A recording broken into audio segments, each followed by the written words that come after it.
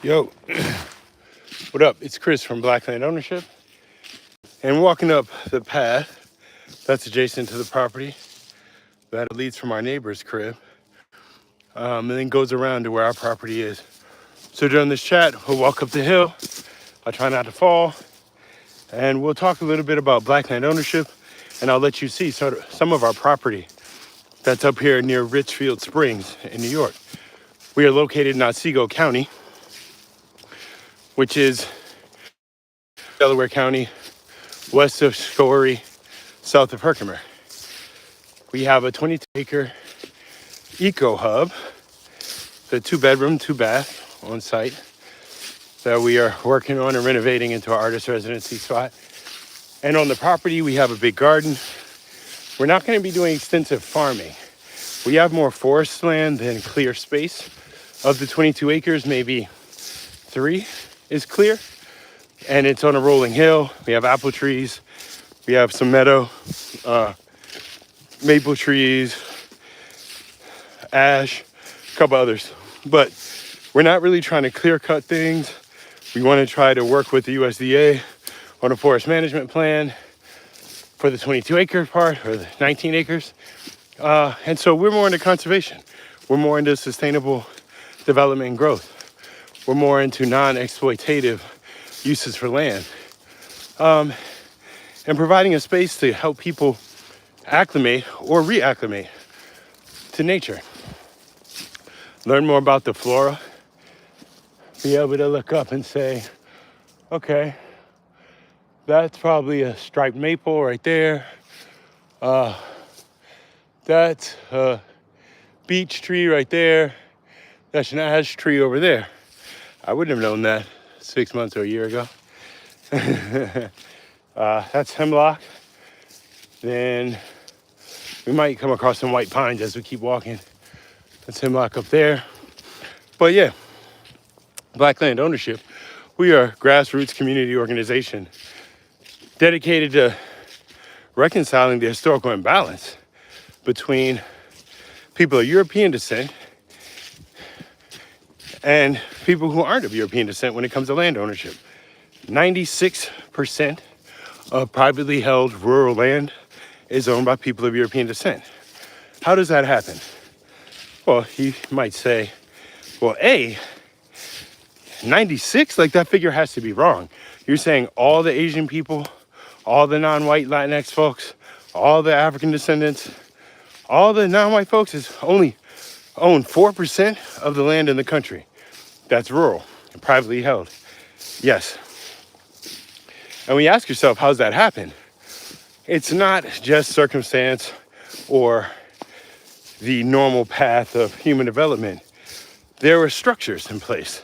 And so we look at legislation, we look at economic policy, we look at social policy, we look at individual behavior patterns when it comes to demarginalization and prevention of black folks from owning land in this country, as well as the dispossession when it comes to land. If you look at the statistics, there were more black farmers in 1890 than in 2023.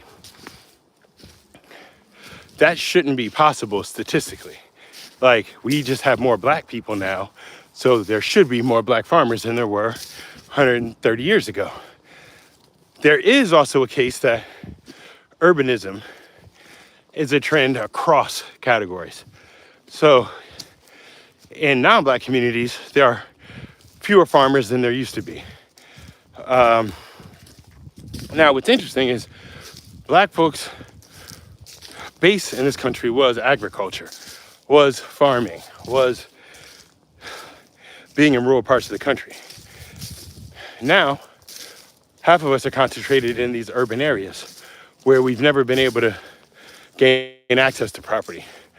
So it's real interesting that when you look and say, well, why are there so few black farmers?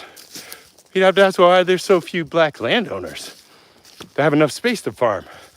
You have to ask yourself, what's the size of your average commercially viable farm? How many acres do you need to have? How many black people in the country have that many acres? So you say, why? Well, Well, how did land ownership come to be in this country? Stolen land. Who was stealing the land from the natives? Was it all the Africans coming in here? No, it's the Europeans. Who created the laws to give away that land to their other community members?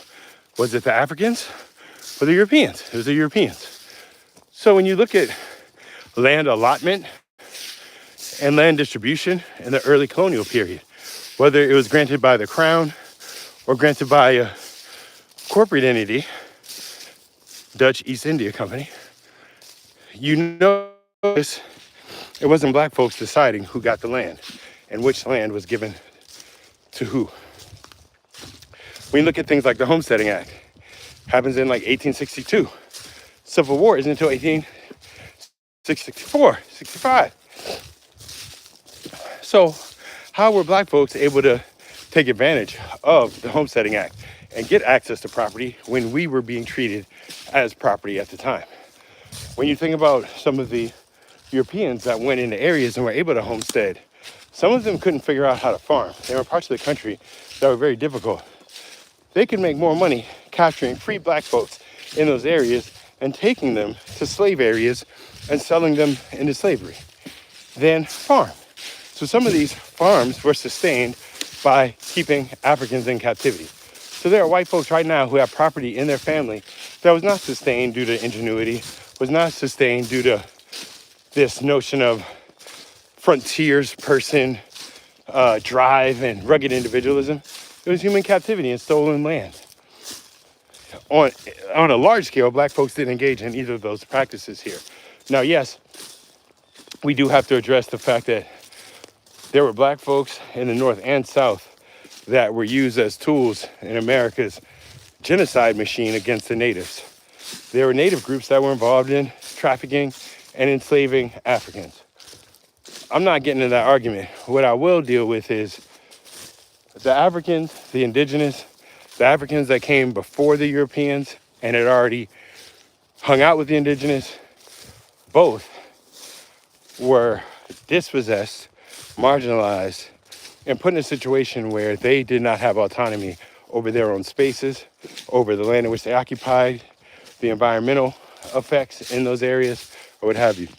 So we're here to reconcile that and try to rectify that disparity. And how do we do that? First is information. First is letting people know what's actually been happening, what the history of land ownership in the country has been, what the differences are for people of certain cultural and ethnic and national backgrounds, and then start strategizing.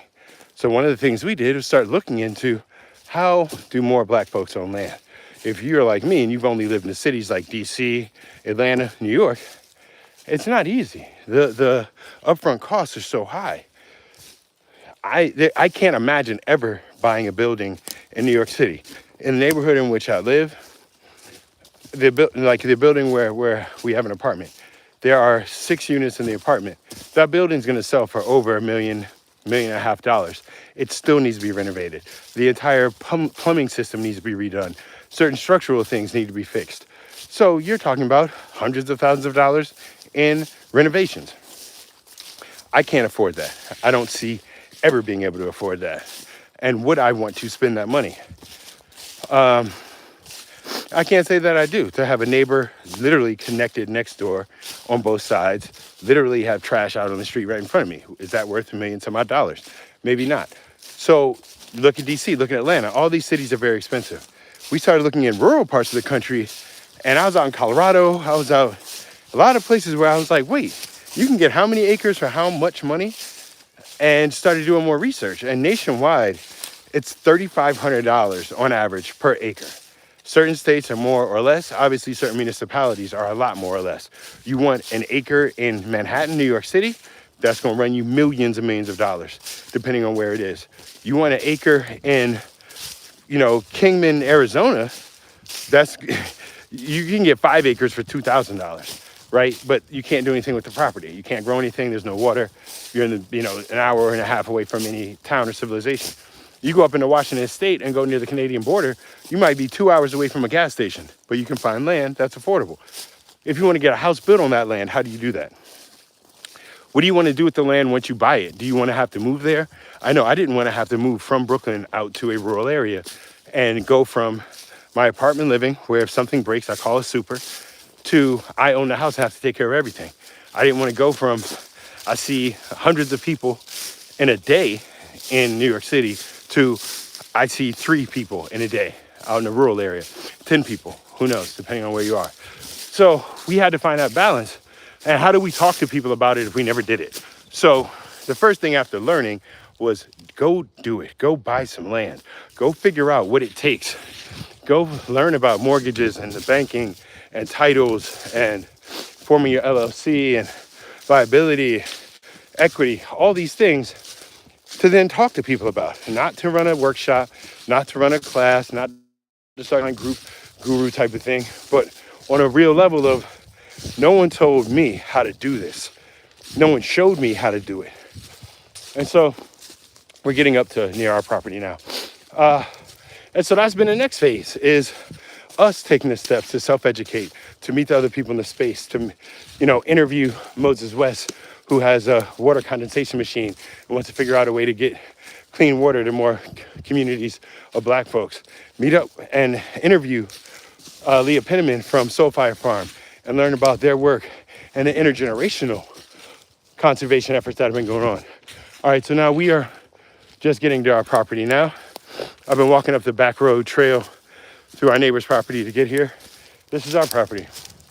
So it goes back. We're gonna walk some of it, but I'll lose service in a second, so I just wanna kind of wrap this up soon.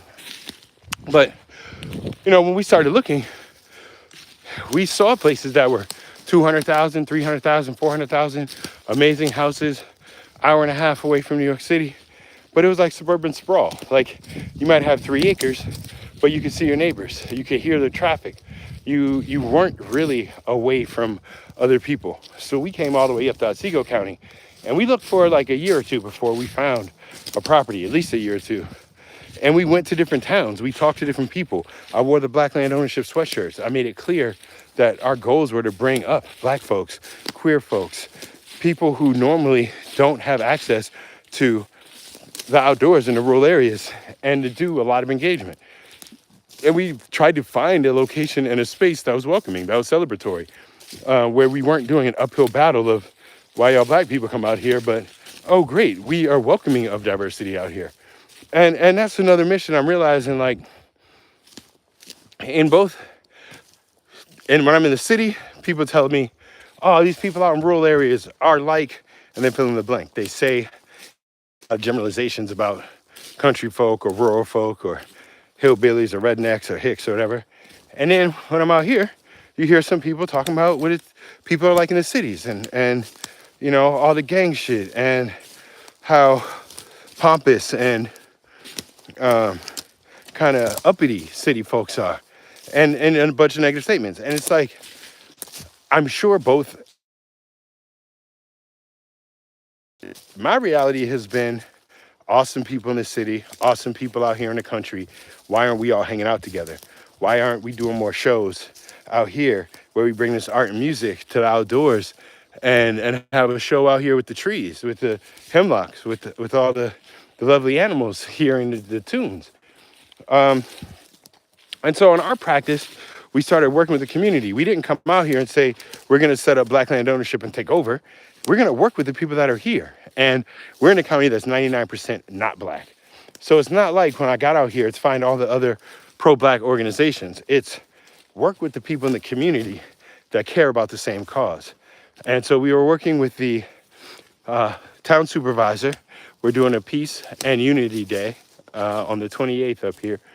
We've linked up with the Baseball Hall of Fame. We've linked up with some of the folks in the school system out here, some of the local conservation groups, and to get an idea of what service looks like in this community, to get an idea of what the needs are in this community. What do the young people do in the community? What do the elders do out here? Before we start trying to say what should happen or not. Now, again, this is some of the property. These are hemlock trees, I believe. Whole section right here is hemlock. These are oak trees. Right here, those are oaks. Then as we walk, there's some other types in here. Um, and so we hands-on. This isn't about flipping property. This isn't about you're going to make money from this. This is about mental health. This is about spiritual well-being. This is about physical activity and being one with the universe and with our natural environment and not viewing ourselves as partitioned from it. I'm starting to get just as comfortable out here walking through the woods as I would in the city. Now, something that is also interesting, I'll talk to people out here and they're like, yo, they're afraid to walk in the city. They think they'll get robbed or people might assault them or, you know, bad things have happened in cities. Then I talk to people in the city and they're like, through the woods, a bear might eat me. You realize both are very unlikely, that you walking randomly through a city will lead to you being robbed or shot, as well as you walking through the woods, getting eaten by a bear, very, very low likelihood.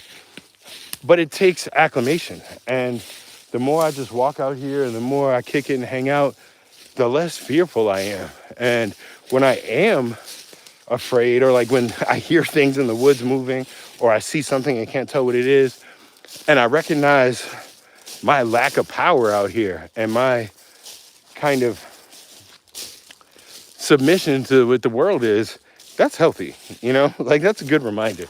And I think sometimes in the city, it's a good reminder of like, look at all these people and all the different things they choose to do and all the options available to you in life. So I'm just big right now on spreading the experience, bringing people out here. This was a hunting stand. We took down the shelter that was on it, and now this will be a performance platform. And we want to bring musicians out here. We want to bring artists out here. We want to bring writers and painters and people who want to make stuff. Come out in the woods. We have a house. It's a 2-bedroom, 2-bath. Stay there, make stuff, and then we'll figure out places to show it in town. So now we can get your art from New York City out here near Cooperstown. And we just went down to an event held by Cooperstown 2000, which is a not-for-profit conservation group, and met a bunch of vendors and a bunch of chefs and people that make food out here. So we're starting to get the networking together. We're starting to build with the folks. We're starting to meet the people that do really cool shit out here.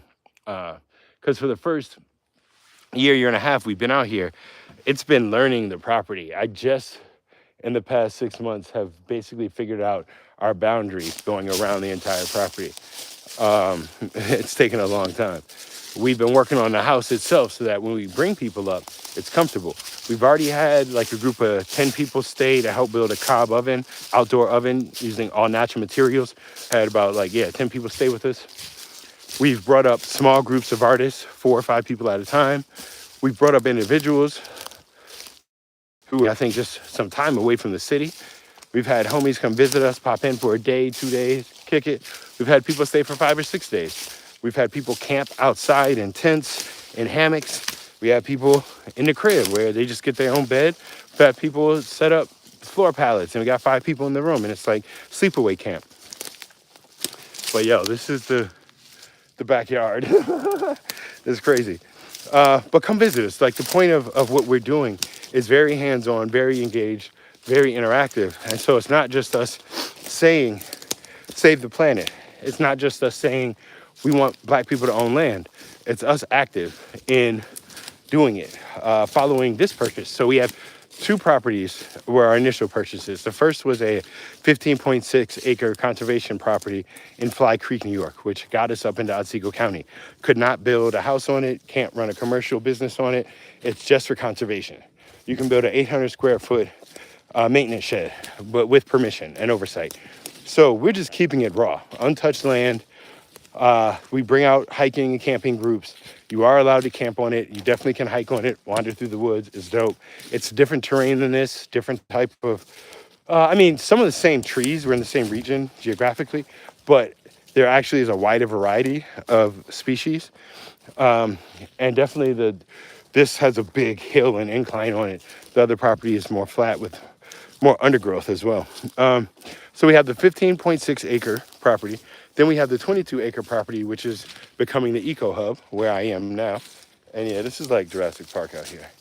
You know, it's not joke time. This is not suburban backyard. Then we purchased 2 half-acre properties in Arkansas, up near, oh, I can't believe I just blanked on the name. It's Cherokee Village, Arkansas. We have 2 half-acre properties that are wooded. We want to keep them wooded and use some of the open space on it for farmers market. And then we purchased a 10-acre property down in Mississippi that's all wetlands. And that's in order to turn it into a nature preserve. And I don't know if you're familiar with it, but recently the federal government has rolled back some of its protective measures when it comes to wetlands and what's considered a wetland. So one thing we can do is buy land privately, put it into either easement or protection, and then the oil companies in the area can't buy it up and poison all the fishes and birds, or poison us, you know? So that's, I think, what, 5 properties? We have the one in Flat Creek, the one in RIchfield Springs, the 2 in Arkansas, and the one in Jackson County, Mississippi. It's near Pascagoula. And that's just a brief breakdown of what we're doing, what we'd, have on mind. In the future, we'll talk more about what we plan to do. But for now, it's a good little chat. And we've been walking around through the woods on property. Let's see, I'll bring you to the ridge. So I walked across the property during the time we talked. Now I'll go back down towards the house. And this is a really cool time of year to come up because a lot of the undergrowth has started to wither and kind of die as the days have shortened. There's not as much sun, like 40 degrees. Camped out the other night. Slept, it was like 42 degrees while we were out in the tent. It was very awesome though when we woke up. All right, and so then this is our ridge. And down that hill is another hill. And then the house. So I'll walk with y'all a little bit. Try not to bust my ass out here. I've gotten a lot better at navigating this slope. When I first came up here, climbing it was very difficult. After I did it once, I was like, I don't know if people are gonna be able to do this. But the subsequent year and a half, it's become almost a daily activity. I'm starting to call myself the 4-toed goat. But getting down, whoo! When I first came up here, it was slide-tastic. Literally, I would just end up on my belly, end up on my back. It was a problem out here because that's not the steep part. So we just came down from up there. That's not the steep part. That's the mellow part. We're about to get to the steep part. This is the kind of awesome woodland hideaway part with all the hemlock trees. I saw a porcupine climbing a tree the other day. That was wild. I've never seen that in my entire life. I don't know how many porcupines I've ever seen in real life, let alone in the wild, and then to see one climb a tree. All right, so we're going down there, and then down there is the real hill. Let's see. Anyone who'd like to visit, send me an email, send me a note. My info is very readily accessible. All right, and so there's some deer trails up here. You can see right here is where the deer walk through. All right, we're back. The drop off from here to down there is over 20 feet. So how do we get around this? Let's go around this way. So I may lose y'all. Once I get through this part, I'm gonna post this before I lose service and it cuts off. All right. And there's all this shale and rock on the property here. See the fallen trees, woodpecker holes, everything. All right, so let's try to, I'm gonna turn it around so you can see what it looks like.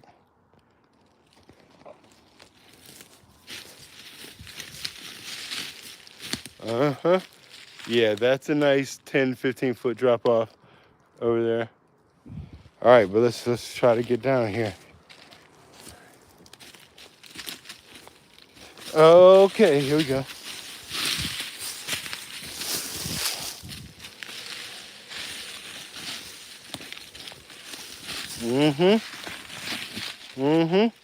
Little slip and slide out here. So this is the fun part, coming back down. And for those that don't know, I got my pinky toe amputated a couple years ago. So my balance is not the best, just on regular solid ground. Coming up here has been some of the best rehab possible in getting my balance together and getting my core together and getting confidence in myself. Tiggy! Tiggy! What? No.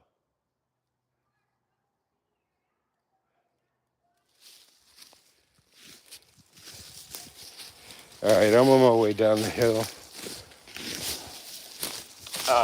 Oh yeah. But sorry, that was Melissa who was yelling from the house. So we're almost. Woo! Yeah, yo, this is serious. So if you're into physical activities, you get your workout on just coming out up here. All right, we almost down. Oh yeah, all right, so now we're close. So we were just all the way up there. Like this would be even, that's up there. All right, so now let me make it back to the house and I'll show you before we depart my little fort over here. Here's the fort. I'll show you on this side. Oh yeah, there it is. Built that over the course of about a week or so. Yeah, has a little viewing window. All right, I'm gonna holler at y'all. We're back over near the house. I made it down the hill and you can see the house there. Woo, that was a nice little hike. How long was that? About 20 minutes? Good. So that was in like the front quarter of the property.